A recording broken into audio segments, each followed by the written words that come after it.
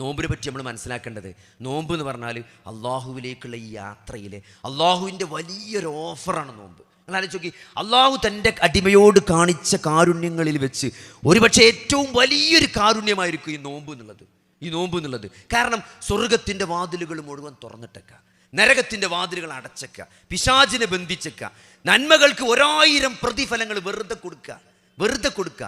ഇതിനേക്കാളേറെ എന്താണ് സഹോദരങ്ങളെ, അല്ലേ? ഇതിനേക്കാളേറെ എന്താണ്, അല്ലേ? മിമ്പറമെന്ന് അള്ളാന്റെ റസൂൽ ഇങ്ങനെ പ്രസംഗിക്കാണ്. മിമ്പർ ആളുകളൊക്കെ സാബത്തൊക്കെ ഇങ്ങനെ സാഗൂതം ഇരിക്കാണ്. എന്താണ് നബി പറയുന്നതെന്ന് ഇങ്ങനെ ശ്രദ്ധിച്ച് ജീവിതത്തിൽ പകർത്താൻ വേണ്ടി തയ്യാറായി നിൽക്കുകയാണ്. നബി സല്ലല്ലാഹു അലൈഹി വസല്ലം മുണ്ടണില്ല, ഒരു സൈലൻസ് ആണ്. ആകെ കേട്ടത് എന്താ അറിയോ? ആമീൻ ആമീൻ ആമീൻ. 3 ആമീൻ ആ പുറത്തേക്ക് കേട്ടുള്ളൂ. മിമ്പർ വന്ന് ഇറങ്ങിയേക്കെന്നെ സഹാബത്ത് ചോദിച്ചു, എന്താ നബി നിങ്ങൾ 3 ആമീൻ പറഞ്ഞത്? 3 ആമീൻ പറഞ്ഞത് എന്താന്ന് ചോദിച്ചു. അപ്പോൾ ജിബ്രീൽ പ്രാർത്ഥിച്ചു. എന്താ പ്രാർത്ഥിച്ചത് നിങ്ങൾ?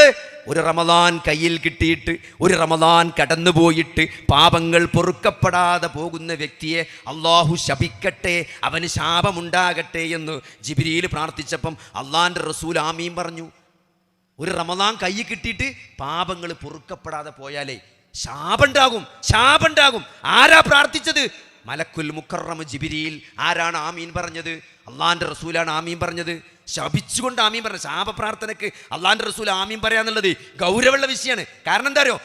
ആയിഷ ബീവി നബിനോട് ചോദിക്കുന്നുണ്ട്, നബിയെ, നിങ്ങളുടെ ജീവിതത്തിൽ ഏറ്റവും ദുഃഖമുള്ള ദിവസമേതായിരുന്നു? നിങ്ങളുടെ ജീവിതത്തിൽ നിങ്ങൾക്ക് ഏറ്റവും സങ്കടമുണ്ടായ ആ ദിവസമേതായിരുന്നു? ഖദീജ ബീവി മരണപ്പെട്ട ദിവസമാണോ നിങ്ങൾക്ക് ജീവിതത്തിൽ ഏറ്റവും സങ്കടമുണ്ടായത്?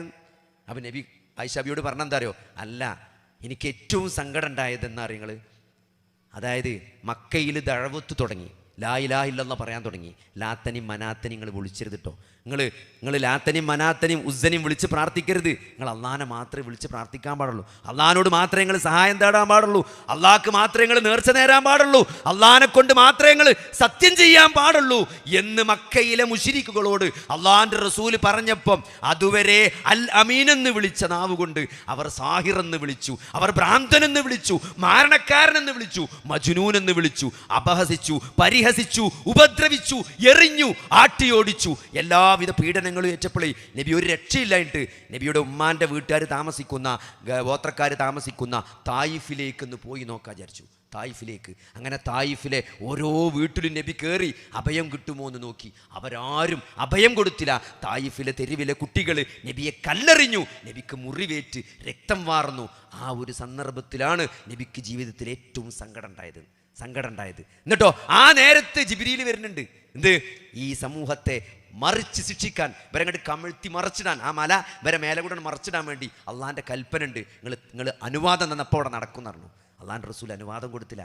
ഒരാളെങ്കിലും ഇതിൻ്റെ പിന്മുറക്കാർ ഒരാളെങ്കിലും നന്നായാൽ അതാണ് ഖൈർ, അതുകൊണ്ട് അത് ചെയ്യേണ്ടെന്നാണ് പറഞ്ഞത്. അത്രയും സമൂഹത്തോട്, തൻ്റെ ജനതയോട് കാരുണ്യമുള്ള ആ റസൂലുള്ളാഹി സ്വല്ലല്ലാഹു അലൈഹി വസല്ലമ ജിബ്രീലിൻ്റെ ശാപപ്രാർത്ഥനയ്ക്ക് ആമീൻ പറഞ്ഞ വിഷയമാണെന്ത്?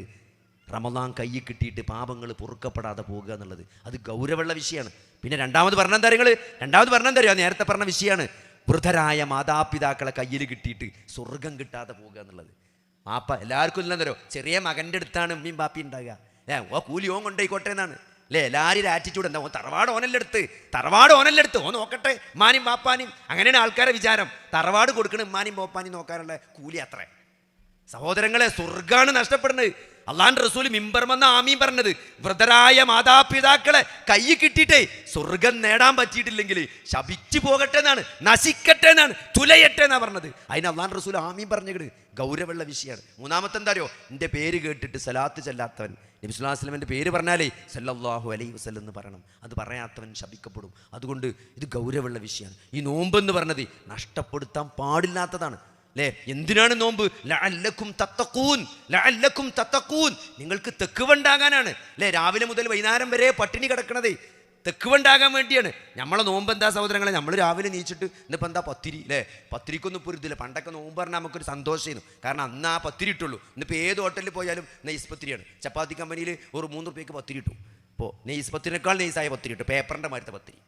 അതുകൊണ്ട് അതിനൊരു വില അല്ല. ഇപ്പോൾ പണ്ട് നോമ്പ് വരുമ്പോൾ ഒരു സന്തോഷമാണ് പത്തിരി എന്നാലോചിച്ചിട്ട്, അല്ലേ? അപ്പോൾ നോമ്പ് എന്ന് പറഞ്ഞാൽ തെക്കുവുണ്ടാകാനുള്ള സാധനങ്ങൾ അത് അടിസ്ഥാനമായി മനസ്സിലാക്കണം. നമ്മൾ തെക്കുവുണ്ടാകാൻ പ്രത്യേകിച്ചൊന്നും ചെയ്യണ്ട.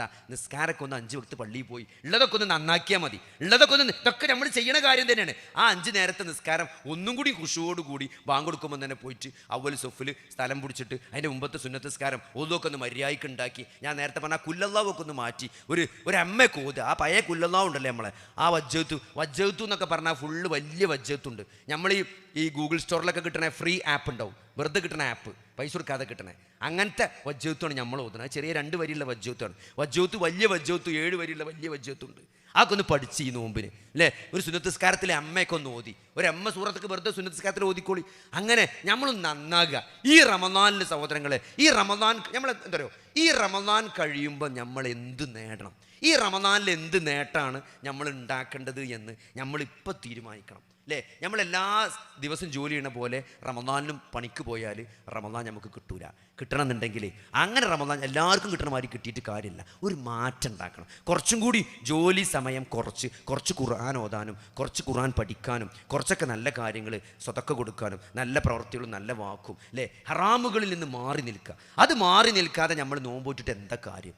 ഹറാമായ നോട്ടത്തിൽ നിന്ന് അല്ലേ. നമ്മൾ യൂട്യൂബിൽ വൈകുന്നേരം ആകുമ്പോൾ അസറൊക്കെ കാണാം ഓരോരുത്തർ അങ്ങനെ വീഡിയോ കോലായ്മലും മതിൽമേലൊക്കെ കുത്തിരുന്ന് ഈ ഷോർട്സും ഇത് കണ്ട് അങ്ങനെ അസറ് കഴിഞ്ഞാൽ പിന്നെ മഗ്‌രിബായി കിട്ടണ്ടേ.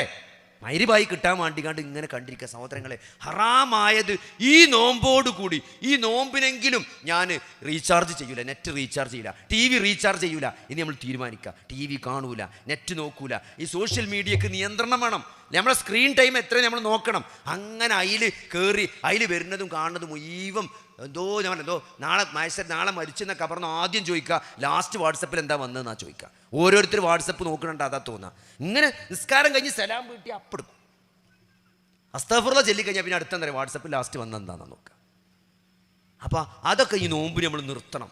തൽക്കാലം നമ്മളെല്ലാത്തിനും നമുക്കിതൊക്കെ മാറ്റി നിർത്താൻ പറ്റും എന്ന് നമ്മളെന്ത് ചെയ്യണം, ഒന്ന് ബോധ്യപ്പെടുത്തണം. എന്ന് ഖുർആനൊക്കെ കുറച്ച് പഠിച്ച അല്ലേ. ഖുർആൻ എന്ന് പറഞ്ഞാൽ അള്ളാഹു ആകാശലോകത്തിൽ നിന്ന് ഭൂമിയിലേക്ക് ഇറക്കിയ വഹിയാണ്. ഞാൻ നേരത്തെ പറഞ്ഞില്ലേ, വലിയൊരു സമൂഹത്തെ 23 കൊല്ലം കൊണ്ട് മാറ്റിയെടുത്തത്. നിങ്ങളിത് തമാശല്ല.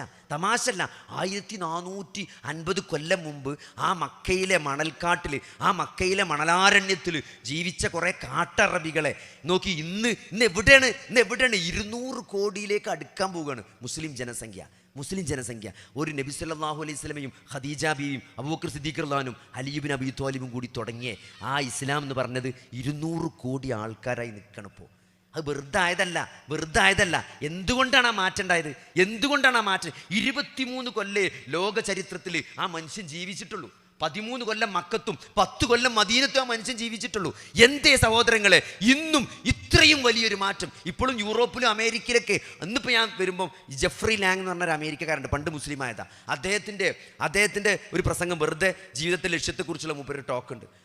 അത് കേട്ടിട്ട് ഞാൻ അത്ഭുതപ്പെട്ടു പോയി. അതായത് മൂപ്പരെ മാറ്റിയത് എന്താ പറയുക, മൂപ്പരെ മാറ്റിയത് വിശുദ്ധ ഖുർആനിലെ സൂറത്തുൽ ബഖറയിൽ മനുഷ്യൻ്റെ ചരിത്രം പഠിക്കണം 30-ാമത്തെ ആയത്ത് മുതൽ 39 വരെയുള്ള ആയത്തുണ്ട്. വൈദ് ഖാലലിൽ മലായികത്തു ഇന്നി ജാഇലുൻ ഫിൽ അർളി ഖലീഫ എന്ന് തുടങ്ങിയിട്ട് അവസാനം സ്വർഗത്തുനിന്ന് പുറത്താക്കി ഭൂമിയിലേക്ക് ആക്കണേ. ആ ഒരു 9 ആയത്തൊന്നും ഓതാൻ മൂപ്പർക്ക് അറിയില്ല. അതിൻ്റെ ഇംഗ്ലീഷ് പറഞ്ഞിട്ട് മൂപ്പരെ ജീവിതത്തിലുണ്ടായ എന്തിനാണ് ജീവിതം എന്ന് ആ ആയത്തുകൊണ്ട് മൂപ്പര് പറയുന്നുണ്ട്. കാരണം മൂപ്പരെ കുടുംബത്തിൽ കുറേ രക്തരൂക്ഷിതമായ വാപ്പന്മാനെ തല്ലലും ചോര ഒലിപ്പിക്കലും അങ്ങനെ. അപ്പോൾ മനുഷ്യനുണ്ടാക്കാൻ പടച്ചോൻ പറഞ്ഞപ്പോൾ മലക്കളുമല്ല ചോര ചിന്തന ആൾക്കാരെ എന്തിനാണ് ഈ ഉണ്ടാക്കണമെന്ന് ചോദിച്ചാൽ മൂപ്പർക്ക് ഓർമ്മ വരുന്നുണ്ട്, മാനെ തല്ലിയ വാപ്പാനാണ്, മാനെ ഉപദ്രവിച്ച് ചോര ഒലിപ്പിക്കണ വാപ്പാനെ. അതാണ് മനുഷ്യൻ്റെ കോലം. അങ്ങനെ ആയത്തൊക്കെ മൂപ്പര് ജീവിതത്തേക്ക് ഇങ്ങനെ ബന്ധപ്പെടുത്തിയിട്ട് മൂപ്പര് മാറിയ കഥ പറയുന്നുണ്ട്. അമേരിക്കയിലും യൂറോപ്പിലൊക്കെ ആളുകൾ ഈ ഖുർആനാണ് അള്ളാഹുവിൻ്റെ കലാം വായിച്ച് മനസ്സിലാക്കി മാറിക്കൊണ്ടിരിക്കുകയാണ്. അതുകൊണ്ട് മാറ്റം ഉണ്ടാക്കാൻ ഈ 23 വർഷം കൊണ്ട് ഈ സമൂഹത്തെ മാറ്റിയെടുത്തത് ഇന്ന് 200 കോടിയിലെത്തി നിൽക്കുന്ന ആളുകളിലേക്കുണ്ടായ ഈ മാറ്റത്തിൻ്റെ കാരണം ഇതൊന്നും ചെറിയ മാറ്റമല്ല. അപ്പോൾ ഞാൻ ഈ താടി വെച്ചത്, ഈ ആൾക്കാരൊക്കെ താടി വെച്ചത്, ഈ ആളുകളൊക്കെ ഞെരിയാണിക്ക് മുകളിൽ വസ്ത്രം ധരിച്ചത് അല്ലേ, നമ്മൾ വലത് കൈ കൊണ്ട് ഭക്ഷണം കഴിക്കണത്, നമ്മൾ അറിയാതെ പോലും നമ്മൾ ഇടത് കൈ കൊണ്ട് കഴിക്കണില്ല. എന്താ കാരണം? അത്രയും ശുഷ്കാന്തി നമുക്ക് ആ വിഷയത്തിലുണ്ട്. അള്ളാന്റെ റസൂല് പഠിപ്പിച്ചതാണ്. വലത് കൈ കൊണ്ട് തിന്നണം, വലത് കൈ കൊണ്ട് കുടിക്കണം. അത് അധ്യാപനാണ്. അത് അത് ജീവിതത്തിൽ നെഞ്ചോട് ചേർത്ത് വെച്ചവരാണ് നമ്മൾ. കാരണം അങ്ങനെയാണ് നമ്മൾ നബിനെ സ്നേഹിക്കുന്നത്. നബിനെ നമ്മൾ കണ്ടിട്ടില്ല, നബിൻ്റെ ശബ്ദം നമ്മൾ കേട്ടിട്ടില്ല, നബിൻ്റെ ഒരു സങ്കല്പത്തിൽ പോലും നബിൻ്റെ ഒരു ഇമേജോ എന്തെങ്കിലും നമുക്ക് ഊഹിക്കാൻ പോലും പറ്റില്ല. എന്നിട്ടും നമ്മളെ വാപ്പാനേക്കാളും ഉമ്മാനേക്കാളും മക്കളെക്കാളും സുഹൃത്തിനേക്കാളും നമ്മൾ അള്ളാഹുവിൻ്റെ റസൂലിനെ സ്നേഹിക്കണം. എന്താ പറയുക? അത് ഈമാനാണ്, അത് വിശ്വാസമാണ്. അതെന്തുകൊണ്ടാണ് നമ്മൾ സ്നേഹിക്കുന്നത്? അത് അള്ളാഹുവിൻ്റെ റസൂൽ ഉണ്ടാക്കിയ മാറ്റമാണ്. ആ വിശുദ്ധ ഖുർആനാകുന്ന മാറ്റം അത് ലോകാവസാനം വരെ അള്ളാഹു നിലനിർത്തുമെന്നത് അള്ളാഹുവിൻ്റെ വാഗ്ദാനാണ്. അതുകൊണ്ട് അതിൻ്റെ മാസമാണ് ഷഹ്റു റമളാൻ അല്ലദീ ഉൻസില ഫീഹിൽ ഖുർആൻ. ഖുർആൻ ഇറങ്ങിയ മാസമാണ് റമളാൻ. അതുകൊണ്ട് ആ ഖുർആൻ പഠിക്കാനും മനസ്സിലാക്കാനും, പിന്നെ അള്ളാഹിൻ്റെ റസൂലിൻ്റെ അള്ളാഹുവിനെ പറ്റി നമ്മൾ അറിയണം, അള്ളാഹിൻ്റെ ദീനിനെ പറ്റി നമ്മൾ അറിയണം, അള്ളാഹിൻ്റെ റസൂലിനെ പറ്റി നമ്മൾ അറിയണം. ഇതറിയാതെ സഹോദരങ്ങളെ നമുക്ക് ദീന് മനസ്സിലാക്കാൻ കഴിയില്ല. നമ്മൾ അറിയും തോറും നമ്മൾ അള്ളാഹുവിനെ സ്നേഹിച്ചു കൊണ്ടേയിരിക്കും. അള്ളാഹിൻ്റെ റസൂലിനെ അറിഞ്ഞാലൊരു മെച്ചം എന്താ പറയുക? നിങ്ങൾക്ക് എത്രത്തോളം നമ്മൾ അള്ളാഹിൻ്റെ റസൂലിനെ പറ്റി അറിയണോ അത്രയും നമ്മൾ സ്നേഹിക്കും, അത്രയും സ്നേഹിക്കും. അത്രയും സ്നേഹിക്കാൻ മാത്രമുണ്ട് അള്ളാഹും റസൂലും. അള്ളാഹിൻ്റെ ഓരോ പേരുകൾ അല്ലേ? ഇപ്പോൾ കഴിഞ്ഞ ദിവസം അള്ളാഹ് ഗഫൂറാണ് എന്ന് പറഞ്ഞതിൻ്റെ ഒരു ഹദീസ് വായിച്ചു സഹോദരങ്ങളെ. ആ ഹദീസിൽ ഈ സാധാരണ അറബികൾ യാത്ര ചെയ്യുന്ന സന്ദർഭത്തിൽ മരുഭൂമിയിൽ ഒട്ടകം നഷ്ടപ്പെട്ട് വഴിയിൽ കുടുങ്ങിയാൽ, ഇപ്പോൾ വിശാലമായൊരു മരുഭൂമിയിൽ നടുവിൽ വെച്ച് ഒട്ടകം മിസ്സായി അല്ലെങ്കിൽ ഒട്ടകം ചത്തുപോയാൽ പിന്നെ മരണം ഉറപ്പാണ്. മരണം ഉറപ്പാണ്. അറബി നോവലുകളിലും അറബി കഥകളിലും ഒക്കെ ചരിത്രത്തിലൊക്കെ കാണാൻ പറ്റും. അവരെന്താ ചെയ്യുകയെന്ന് വെച്ചാൽ അവർ പിന്നെ ആകെ ഒരൊറ്റ ഓപ്ഷനേ ഉള്ളൂ. ഓരോരു കുഴികൾ കുത്തും, മണ്ണിങ്ങനെ നീക്കും, എന്നിട്ട് അതിൽ ഇറങ്ങി കിടക്കും, എന്നിട്ട് നല്ലോണം ചെല്ലി അങ്ങനെ കിടക്കുക. കാരണം മരണം ഉറപ്പാണ്. അതുകൊണ്ട് മൃഗങ്ങൾ കൊത്തി വലിക്കാതെക്കാൻ വേണ്ടിയിട്ട് കുറച്ച് കഴിയുമ്പോൾ നമ്മൾ ക്ഷീണിച്ച് മരിച്ചു പോവും. കാറ്റ് വന്ന് മണൽ വന്ന് നമ്മളെ മൂടും, അങ്ങനെ നമ്മൾ മരിച്ചു. നമ്മൾ അല്ലാതെ എന്താ നമ്മൾ മൃഗങ്ങളും കഴുകനൊക്കെ വന്ന് കൊത്തി വലിച്ച് നമ്മളെ കൊണ്ടുപോകും. അപ്പം മരണം ഉറപ്പാണെന്നാണ്. മരുഭൂമിയിൽ ഒട്ടകം നഷ്ടപ്പെട്ടാൽ നമ്മൾ ഒറ്റപ്പെട്ട് കഴിഞ്ഞാൽ മരണം ഉറപ്പാണ്.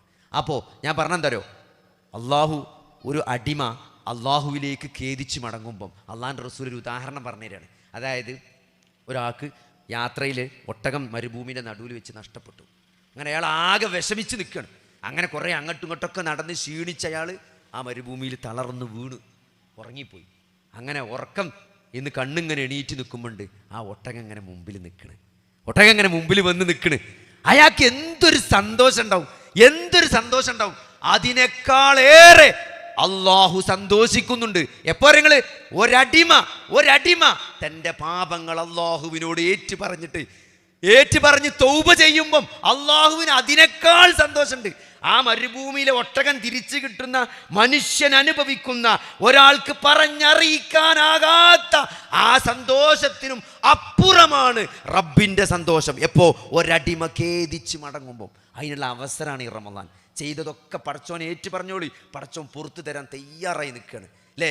നരകത്തിൻ്റെ വാതിലടച്ച് സ്വർഗത്തിൻ്റെ വാതിൽ തുറന്നു വെച്ച് പാപങ്ങൾ പൊറുക്കാൻ വേണ്ടി ചോദിക്കുന്നവർക്ക് പാപങ്ങൾ പൊറുത്തു കൊടുക്കാൻ കാത്തു നിൽക്കുന്ന ഒരു അള്ളാഹുവിനെ പറ്റി നിങ്ങൾ അറിഞ്ഞാൽ നിങ്ങൾ കൂടുതൽ ആ റബ്ബിനെ നിങ്ങൾ സ്നേഹിക്കും.